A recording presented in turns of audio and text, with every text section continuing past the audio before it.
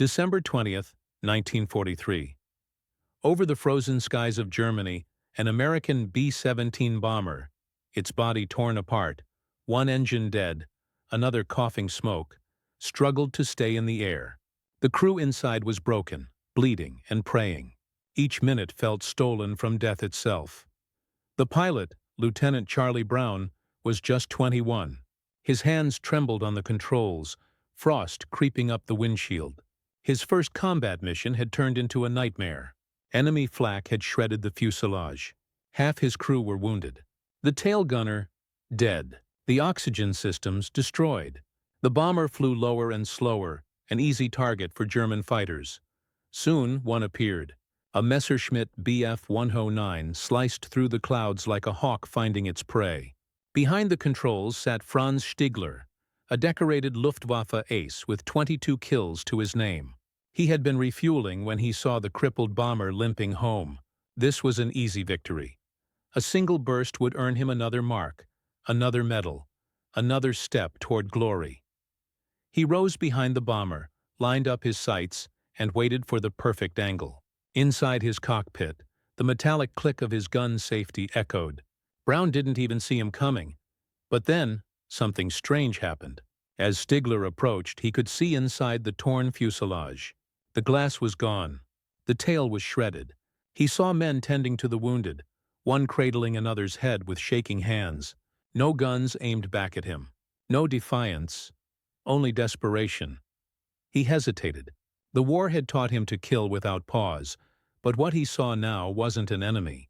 It was a group of dying boys trying to get home. Stigler's finger hovered over the trigger. Then, slowly, he lowered his hand. What happened next would become one of the most extraordinary acts of mercy in World War II. A story of two enemies bound forever by a moment of impossible compassion.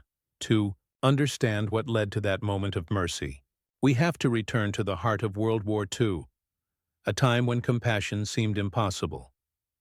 By late 1943, the Allied bombing campaign over Germany had intensified. Cities burned every night: Hamburg, Bremen, Berlin. The sky above Europe was no longer a place of glory, but of survival. The Americans sent waves of B-17 flying fortresses deep into enemy territory. Their mission: cripple German industry and hasten the end of the war. But every flight came at a heavy cost. For the young men inside those bombers, each mission was a gamble with death. A formation of 20 might take off, but only half would return. The cold at 30,000 feet froze skin and steel alike. Oxygen masks turned to ice. Gun barrels jammed. And in the distance, German fighters waited, fast and merciless. Lieutenant Charlie Brown was among those new pilots. Born in West Virginia, he joined the U.S. Army Air Forces straight out of school. An idealist who believed in duty and survival of the free world. On that December morning, his crew of 10 took off from England on their first mission: bomb a German aircraft factory in Bremen. They were young, barely more than boys. Some had never seen combat. They laughed before takeoff, trading jokes to mask their fear. But once the formation reached enemy territory, laughter turned to radio silence. Flak shells burst like thunder. Shrapnel ripped through aluminum and flesh. Their plane, Ye Olde Pub, was hit repeatedly. One engine was gone. The right stabilizer torn. Blood pooled on the metal floor. The nose gunner was unconscious. The tail section shredded open to the wind. Somehow Brown kept the bomber flying, coaxing it toward the safety of the North Sea. But they were alone. The rest of their squadron had turned back or fallen. The B-17, crippled and limping, became a glowing target against the snow. German radar tracked it easily, and that's when Franz Stigler took off. Stigler was no ordinary Luftwaffe pilot. Born in Bavaria, he had once dreamed of flying for Lufthansa. Before the war, he taught new pilots how to fly. But when his brother August was killed in combat, his purpose changed. Revenge replaced passion. He became one of the most skilled fighter pilots in the Luftwaffe. Feared by his enemies, respected by his peers. He flew the sleek Messerschmitt Bf 109, a machine built for speed and precision. Stigler's instincts were sharp. He could find a bomber's blind spot with surgical accuracy. He'd been trained by veterans of the Battle of Britain. But beneath the iron discipline, Stigler still carried a sense of honor, an old code of the air that came from his mentor, Gustav Rodel. Rodel once told him, "If I ever hear of you shooting at a man in a parachute, I'll shoot you myself." In the brutal skies of war, that code meant something. Even enemies deserved a chance to live if they could no longer fight. When Stigler saw the wounded B-17 that day, smoke trailing from its wings, that code echoed in his mind. It would have been easy to destroy it. He had the perfect angle. The order was clear: eliminate the enemy before they could bomb again. But war had already taken too much. Inside his cockpit, Stigler wrestled between duty and conscience. Each second that passed brought him closer to a decision that would defy his command, his nation, and the logic of war itself. In another world, perhaps, the two men might have been friends, pilots bound by the love of flight. But on that cold December afternoon, fate had placed them on opposite sides of history. One in a dying bomber, clinging to life. The other in a deadly fighter, holding the power to end it. What happened in the minutes that followed would test not just skill or courage, but humanity itself. The sky between Bremen and the North Sea had fallen silent. The great formations of bombers were gone. Only one remained, alone, bleeding smoke, its tail dragging low like a wounded bird. Inside the B-17, the cold had become unbearable. Frost covered the instruments. The waist gunners had run out of ammunition. The wounded were fading fast. Charlie Brown, still gripping the controls, could barely keep his eyes open. His oxygen mask was frozen, his vision blurring. Every second felt like his last. Then he saw something move behind them, a dark speck against the white clouds. His heart dropped. A German fighter. Franz Stigler closed the distance quickly, the roar of his engine steady and confident. He could see the damage clearly now.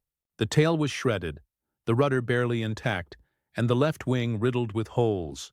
He moved closer, expecting to see the bomber's guns swivel toward him. But none did. Through the broken glass, he saw men slumped at their stations, blood staining the floor. One of the crew noticed him and reached for the tail gun, then realized it was gone. The weapon itself had been blown apart. Stigler steadied his hand on the trigger. This was it. He could end it all in 2 seconds. But his finger froze.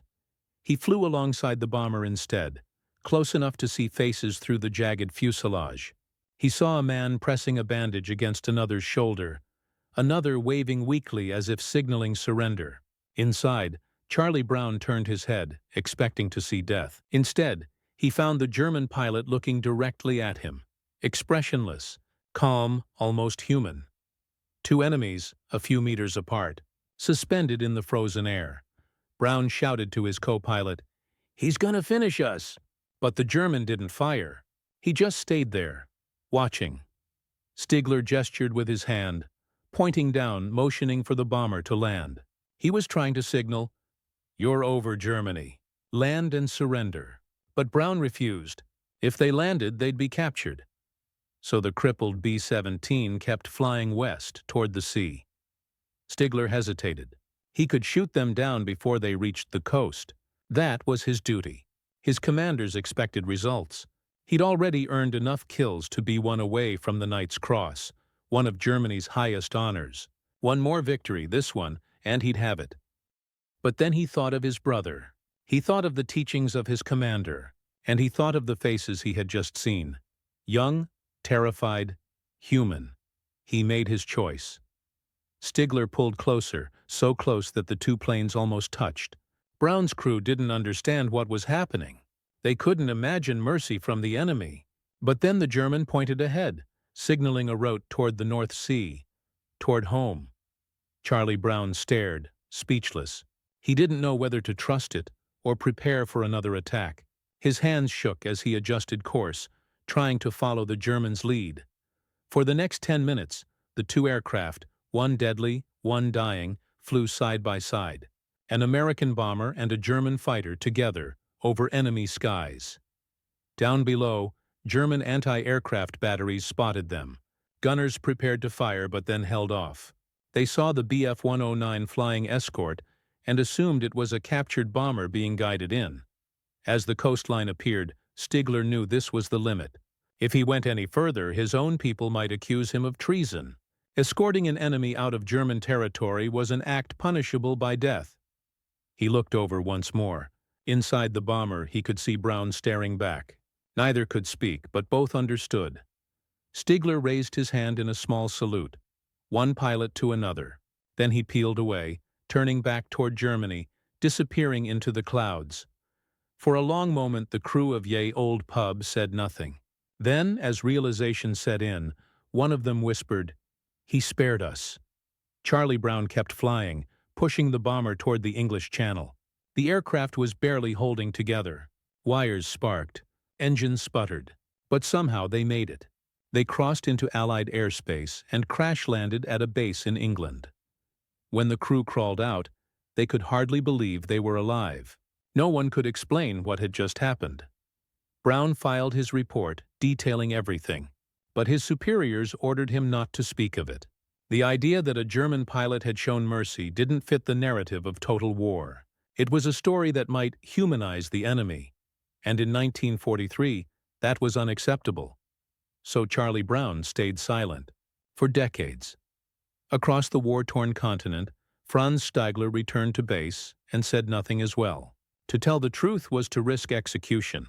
He too kept the secret, burying the memory of that flight deep within him. Neither man knew if the other had survived. Neither could imagine that fate would bring them together again. 40 years later, the war did not end with mercy. For the next 2 years, Europe descended even deeper into chaos.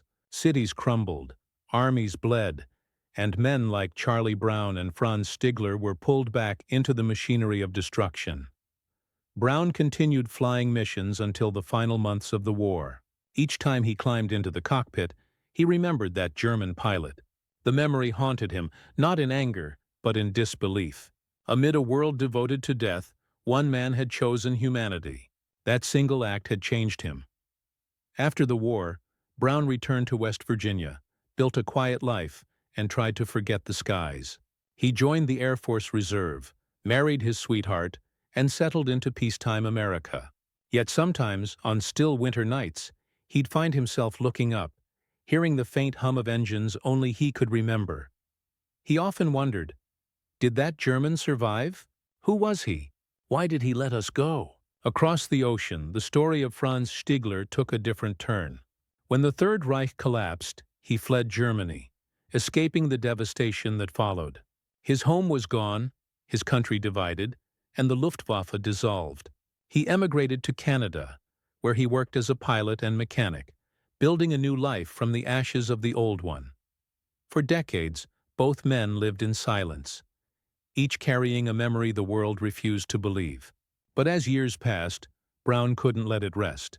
He began speaking at reunions and veterans' gatherings, quietly telling the story of the German pilot who spared him. Most listeners assumed it was legend, another wartime myth. But Brown knew it was real. By 1986, he made a decision. He would find that man. It became a mission, not of vengeance, but gratitude. Brown began writing letters, contacting veteran groups across Europe. He published appeals in newsletters asking, "Does anyone know of a Luftwaffe pilot who spared a B-17 on December 20, 1943, near Bremen?" For months, nothing came. Then, one day, a letter arrived from Vancouver, Canada. It was from Franz Stigler. He wrote simply, "I was the one." Brown froze as he read the words. His heart raced. After 43 years, the man he thought he'd never see again was alive, and closer than he could have imagined. In January 1990, the two men arranged to meet in person. Charlie Brown, now in his late 60s, flew to Canada. When he arrived at Stigler's home, the door opened, and there he was. The same sharp eyes, the same calm presence he'd seen through shattered glass in 1943. For a moment, neither spoke. Then Brown extended his hand. Stigler took it, smiled softly, and said, "I thought you had been killed." That handshake lasted longer than words. Two old pilots, once enemies, now brothers, finally reunited after half a century. From that day on, they were inseparable. They called each other almost daily, spent holidays together, and spoke at schools and aviation events, telling their story. To them, it wasn't just about survival. It was proof that even in war, decency could survive. Their friendship became one of the most remarkable reconciliations in history. Veterans who heard their story wept openly. Historians called it the most extraordinary moment of chivalry in World War II aviation. Newspapers from the New York Times to The Guardian covered it. Brown once said, "He was the man I tried to kill, and the best friend I ever had." And Stigler, reflecting on his choice, said quietly, "I couldn't have shot at them. To me, they were no longer soldiers. They were human beings." When people asked Stigler if he ever regretted sparing the bomber, he would smile and reply, "No medal, no victory, could ever be worth what I gained that day." Their bond lasted until the end of their lives. They died within months of each other in 2008. Two men forever connected by one moment of compassion in the darkest chapter of history. Their story, once buried in silence, now stands as a testament that even in the brutality of war, humanity can still find a way to fly. The skies of World War II are long silent now, but some echoes never fade. Among the countless stories of destruction, one remains a whisper of hope. The day when a German pilot saved the very men he was ordered to kill. For Charlie Brown and Franz Stigler, that encounter became more than a wartime miracle. It became a lifelong symbol of what it means to remain human when the world demands otherwise. In a war defined by total annihilation, they proved that mercy could still exist. Their meeting challenged every narrative of hatred. It reminded soldiers and civilians alike that behind every uniform was a man with a family, with dreams, with the same fragile heartbeat. Theirs was not the story of enemies, but of men who saw beyond flags and borders, who understood that compassion was stronger than orders. In time, historians, pilots, and even military academies would study their story. Aviation museums in both Germany and the United States preserved their letters, photos, and testimonies. It became known as the Charlie Brown and Franz Stigler incident, one of the most extraordinary examples of wartime chivalry. Brown would often speak to young cadets, his voice trembling but steady, saying, "Franz gave me a gift that day, not just my life, but faith, that even in war, there are men who refuse to lose their souls." And Stigler, when asked what he felt in that frozen December sky, simply said, "I didn't see an enemy. I saw a man trying to get home." Their friendship lasted until their final years. When one grew sick, the other called daily. They died in 2008, just months apart, as if their lives had kept rhythm since that day in 1943. In their obituaries, both families wrote nearly the same line. "He died with a friend who once was his enemy." Today, the story of Charlie Brown and Franz Stigler stands as a timeless reminder. Amid politics, propaganda, and the horrors of combat, the true battle is not between nations, but between conscience and cruelty. In that cold December sky, mercy won, and though the world has changed, their story continues to inspire millions, a quiet testament to the power of decency, courage, and the unbreakable bond of shared humanity, because sometimes the greatest victory is not in destroying your enemy, but in refusing to become one yourself.